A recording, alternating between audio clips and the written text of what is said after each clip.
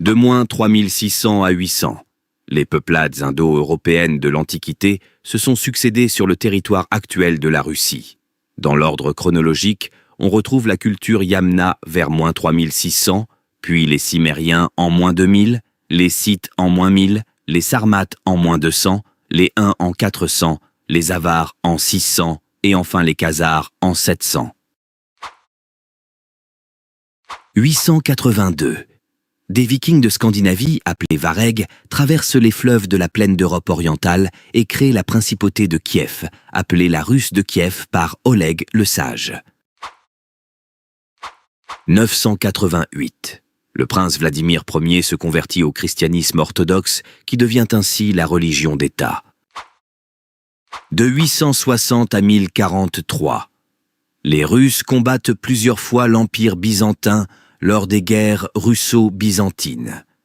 Les différentes batailles, souvent navales, sont remportées de nombreuses fois par l'Empire byzantin qui utilise le feu grégeois pour détruire son adversaire. De 1100 à 1263, la Russe de Kiev perd de l'influence après une longue période d'instabilité. Les descendants de Vladimir Ier divisent le territoire en de multiples principautés indépendantes et parfois opposées entre elles. La principauté de Kiev se désintègre au fil des années. De nouvelles principautés indépendantes sont créées comme la République de Novgorod en 1136 ou encore la Moscovie en 1263. De 1240 à 1460. Les armées tataro-mongoles arrivent de Mongolie et envahissent les principautés russes qui doivent payer des tributs et reconnaître la suzeraineté des Mongols sur leurs terres. 1380. Le prince Dimitri IV, grand prince de Moscou, bat une première fois les Mongols à la bataille de Koulikovo. Cette victoire est considérée par certains historiens comme le point de départ de l'unification russe, mais il faudra encore attendre un siècle avant que les Russes soient totalement libérés du joug tatar. De 1425 à 1453. La guerre de succession moscovite naît de la revendication du trône de Moscovie par Youri IV. Le trône étant alors occupé par le jeune Vassili II, un conflit éclate entre les camps des deux personnages. La guerre civile cesse lorsque Youri IV meurt empoisonné et que Vassili II écarte tous les autres prétendants au trône. 1485. Le grand prince de Moscovie Ivan III devient le souverain de toute la Russie après avoir conquis plusieurs principautés indépendantes, dont celles de Novgorod et de Tver. Son fils continue l'expansion territoriale. 1547. Le grand prince de Moscou Ivan IV, le Terrible, est le premier à utiliser le titre de tsar, dérivé du nom latin de César. Les Russes étendent leur territoire et les paysans commencent à coloniser les terres à l'est. De 1558 à 1583, la guerre de Livonie naît lorsque l'armée russe tente d'envahir la Confédération livonienne pour avoir un accès à la mer Baltique. Le tsar Ivan IV est repoussé par les forces danoises et suédoises. Les deux vainqueurs finissent par s'affronter pour la domination de la mer Baltique. Ivan IV profite de cette mésentente et envahit une nouvelle fois la Livonie. La guerre prend fin lorsque les Suédois, alliés au royaume de Pologne, repoussent définitivement les Russes et négocient la paix. De 1598 à 1613, le temps des troubles. La mort sans héritier du dernier représentant de la dynastie des Riorikides, Fédor Ier, plonge la Russie dans une période d'instabilité politique. Plusieurs hommes vont se présenter comme les prétendants légitimes au trône. Ces faux tsars accèdent brièvement au trône avec l'aide de plusieurs régions étrangères, mais sont rapidement chassés par les révoltes populaires. 1613. Fondation de la dynastie des Romanov avec le couronnement de Michel Ier, qui devient tsar de toutes les principautés russes. De 1700 à 1721. La Grande Guerre du Nord oppose la Suède à une coalition menée par le tsar de Russie, Pierre le Grand afin d'avoir un accès à la mer Baltique et de pouvoir y construire un port. Après plusieurs défaites, les Russes écrasent l'armée suédoise à la bataille de Poltava en 1709. Il faut attendre 1721 avant que soit signé le traité de paix de Nystad et que Pierre le Grand prenne le titre d'empereur de toutes les Russies. De 1768 à 1774. Guerre russo-turque. L'impératrice russe Catherine II veut profiter du déclin de l'Empire ottoman pour concrétiser le projet grec visant à refouler l'Empire ottoman en Asie. La guerre débute lorsque des alliés russes incendient une partie du territoire ottoman. Sur terre comme sur mer, les Russes écrasent les forces ottomanes. L'Empire ottoman est obligé de négocier et de céder les territoires autour de la mer d'Azov, donnant à la Russie un accès direct à la mer Noire. De 1799 à 1814. Guerres napoléoniennes et campagnes de Russie. L'idéologie conservatrice de l'Empire russe rend le territoire hostile aux idées de la Révolution française. L'empereur Alexandre Ier participe aux coalitions contre le Directoire puis contre Napoléon. Bien que l'empereur des Français prenne brièvement Moscou en 1812, l'armée russe riposte en occupant Paris en 1814. La Russie est alors une grande nation européenne. De 1817 à 1864. Guerre du Caucase. Désireux d'étendre son territoire, l'Empire russe descend au sud et envahit le Caucase.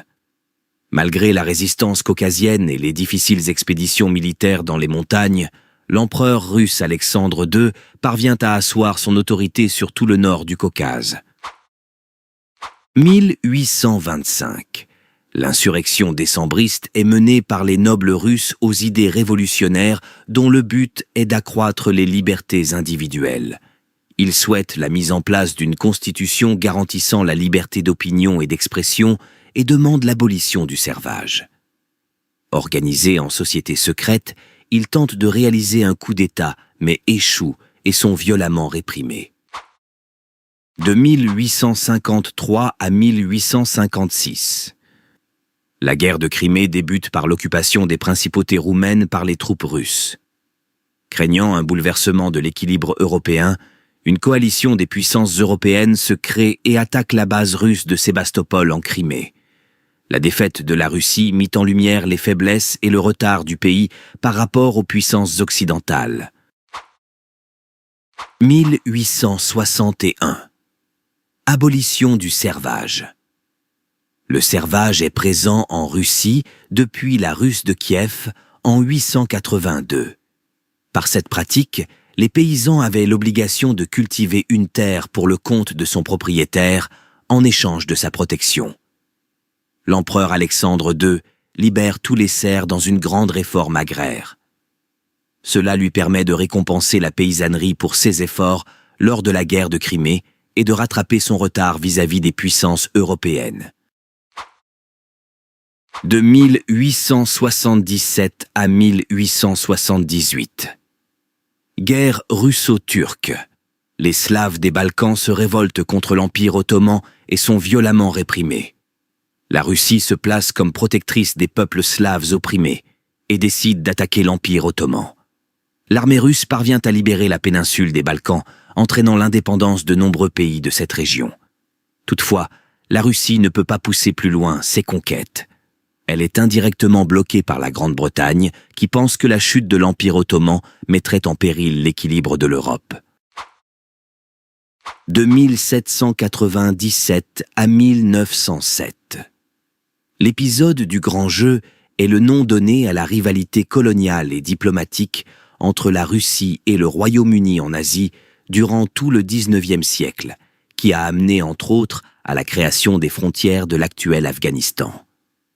L'Empire britannique cherchait à étendre l'Empire des Indes et à y protéger ses intérêts, tandis que l'Empire russe recherchait un accès à l'océan Indien. De 1904 à 1905. La guerre russo-japonaise débute lorsque l'Empire russe occupe la région de la Mandchourie pour accéder à l'océan Pacifique. L'Empire du Japon, qui souhaite affirmer son autorité en Asie, se sent menacé et décide de rentrer en guerre contre les armées russes.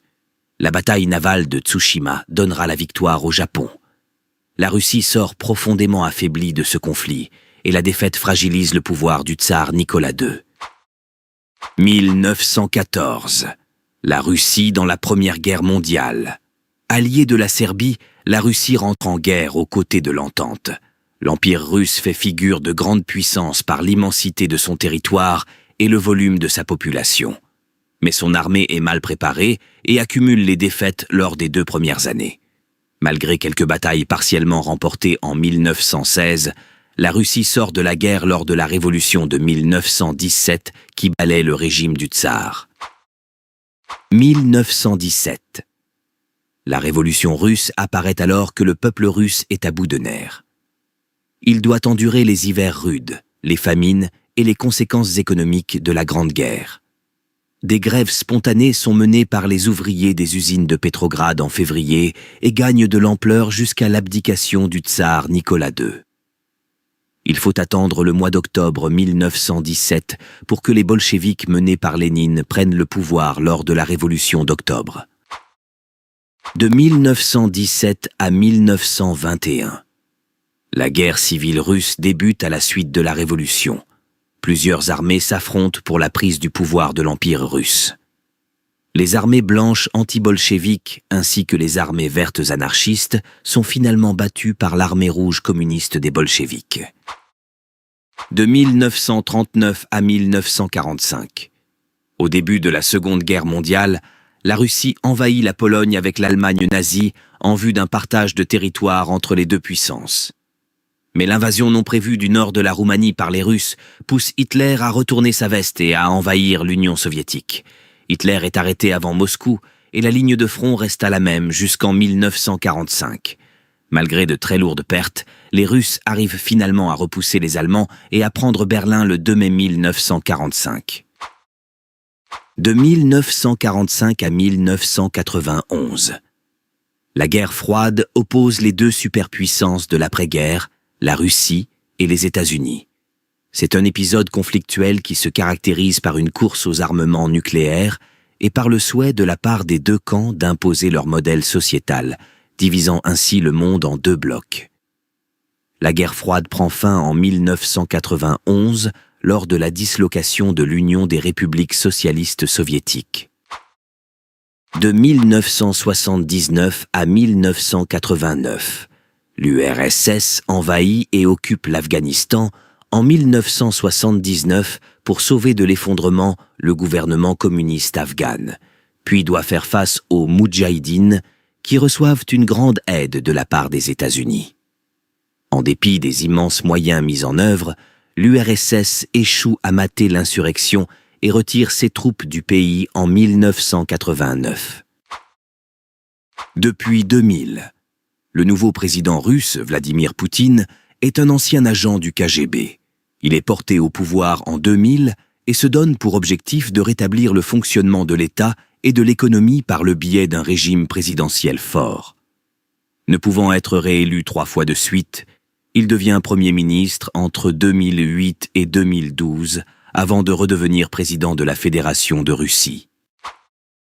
De 1999 à 2009. La Seconde Guerre de Tchétchénie débute lors de l'invasion de la Tchétchénie par les Russes après des attentats terroristes à Moscou. L'armée russe se heurte aux indépendantistes tchétchènes qu'ils neutralisent lors de la prise de Grozny en 2000. La guerre se solde par une victoire russe et par la réintégration de la Tchétchénie dans la Fédération de Russie.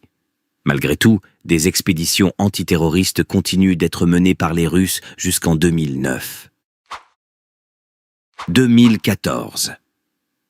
L'annexion de la Crimée par la Russie fait suite à la révolution ukrainienne et à la destitution du président ukrainien pro-russe. Ce coup d'État est jugé illégitime par la Russie, qui décide d'occuper militairement la région jusqu'à l'indépendance de la République de Crimée et son rattachement à la Russie.